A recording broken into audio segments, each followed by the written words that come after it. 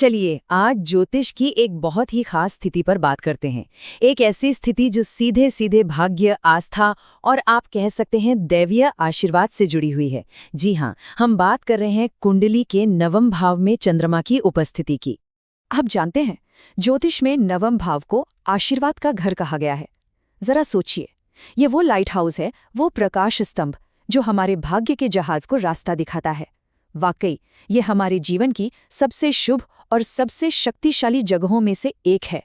तो चलिए इस विषय में थोड़ा और गहराई में उतरते हैं। सबसे पहले तो यही समझते हैं कि आखिर ये धर्म भाव है क्या, इसका असली मतलब क्या है। देखिए, नवम भाव जो है वो जीवन के कई बड़े, बहुत ही जरूरी क्षेत्रों को कंट्रोल करता है। ये हमारे धर्म से जुड़ा है। अब धर्म का मतलब है हमारा सही रास्ता, हमारे जीवन का मकसद। इतना ही नहीं, ये भाग्य, हायर एजुकेशन, हमारी आध्यात्मिकता और लंबी यात्राएं, खासकर विदेश यात्राएं, इन सब का कारक है। और हाँ, ये हमारे पिता, हमारे गुरु और जीवन को लेकर जो हमारी बड़ी बड़ी फिलॉसफीज होती है ना, उनके प्रभाव को भी यही दिखाता है। अब जरा कल्पना कीजिए, इसी घर में जो इतना महत्वपूर्ण है, जब भावनाओं और मन का कारक चंद्रमा आकर बैठ जाए तो क्या होगा। सीधी सी बात है, यहाँ पर भावनाएं आस्था से मिल जाती हैं और जो हमारा मन है वो अपने आप ही एक गहरे मतलब की खोज में निकल पड़ता है। ठीक है, तो अब आगे बढ़ते हैं और देखते हैं कि ये कॉम्बिनेशन किसी इंसान के नेचर को, उसके स्वभाव को कैसे शेप देता है। हम इसके अच्छे पहलुओं यानी इसके गुणों और जो इसमें चुनौती आ सकती हैं, दोनों पर ही नजर डालेंगे। जिन लोगों का चंद्रमा नवम भाव में होता है ना, उनका अपनी मान्यताओं से, अपनी आध्यात्मिकता से एक बहुत ही गहरा इमोशनल कनेक्शन होता है। उनके लिए विश्वास कोई किताबी ज्ञान नहीं है, बल्कि ये एक बहुत ही पर्सनल एक्सपीरियंस है जिसे वो सच में दिल से महसूस करते हैं। यही नहीं, उनका अपने पिता या गुरु जैसे जो मार्गदर्शक होते हैं, उनसे भी एक मजबूत भावनात्मक जुड़ाव देखने को मिलता है। अच्छा, इस प्लेसमेंट के पॉजिटिव्स की बात करें तो वो बहुत सारे हैं।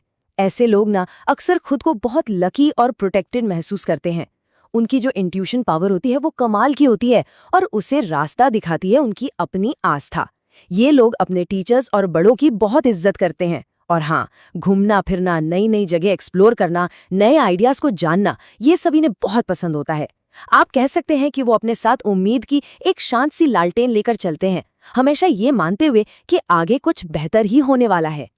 लेकिन एक बात हमें याद रखनी होगी, चंद्रमा की जो प्रकृति है वो बदलने वाली है, उसमें उतार चढ़ाव आता रहता है और बस यही बदलाव इस प्लेसमेंट में कुछ चुनौतियां भी ले आता है।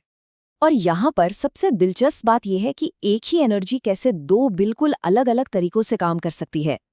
देखिए, एक तरफ तो ये लोग नेचुरली बहुत लकी होते हैं, लेकिन दूसरी तरफ वो कभी-कभी किस्मत पर बहुत ज्यादा डिपेंडेंट भी हो जाते हैं।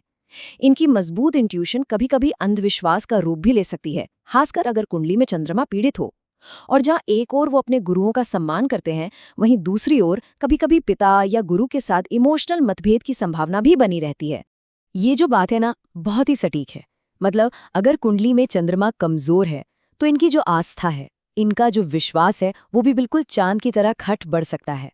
और ऐसे में किसी भी आध्यात्मिक प्रैक्टिस में कंसिस्टेंसी बनाए रखना वो एक बड़ा चैलेंज बन जाता है।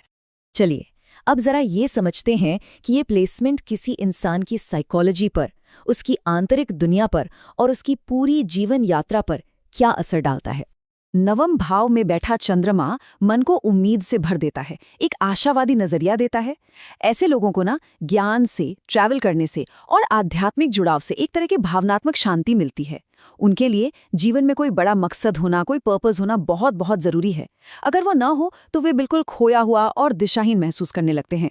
और जब उन्हें अपने जीवन का सही रास्ता यानी अपना धर्म मिल जाता है तो उनके अंदर एक अलग ही किस्म का शांत आत्मविश्वास दिखाई देता है। अच्छा, इनकी जिंदगी में ना कुछ थीम्स बार बार देखने को मिलती हैं, जैसे कि पिता या गुरु का बहुत गहरा असर होता है, विदेश यात्रा या फिर वही सेटल होने के भी मजबूत चांसेस होते हैं।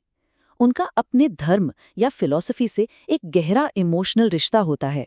और सबसे खास बात यह है कि इनकी किस्मत अक्सर इनकी इंट्यूशन से जुड़ी होती है। मुश्किल समय में इन्हें कहीं ना कहीं से किसी अनदेखी शक्ति से मदद जरूर मिल जाती है। ऐसा लगता है कि ये जोर जबरदस्ती से ज्यादा कृपा से आगे बढ़ते हैं। आइए अब इस प्लेसमेंट के गहरे आध्यात्मिक सबक को समझते हैं और साथ ही उन उपायों पर भी बात करते हैं जिन्हें जरूरत पड़ने पर अपनाया जा सकता है। इस प्लेसमेंट का जो सबसे गहरा आध्यात्मिक सबक है वो ये है कि असली भाग्य कोई लॉटरी नहीं है जो अचानक लग जाए। ये जीवन में तब आता है जब हमारा दिल और हमारा धर्म यानी हमारा कर्तव्य और हमारा मकसद एक ही रास्ते पर चल रहे हों। ये प्लेसमेंट असल में हमें अपने सच के साथ इमोशनली कनेक्ट होना सिखाता है, और जब ये लोग एक स्थिर आध्यात्मिक अनुशासन बना लेते हैं तब जाकर इनकी इंट्यूशन एक भरोसेमंद कंपास की तरह काम करने लगती है। अब मान लीजिए अगर किसी को इस प्लेसमेंट की चुनौतियों का सामना करना पड़ रहा है तो ज्योतिष शास्त्र कुछ बहुत ही सरल उपाय बताता है।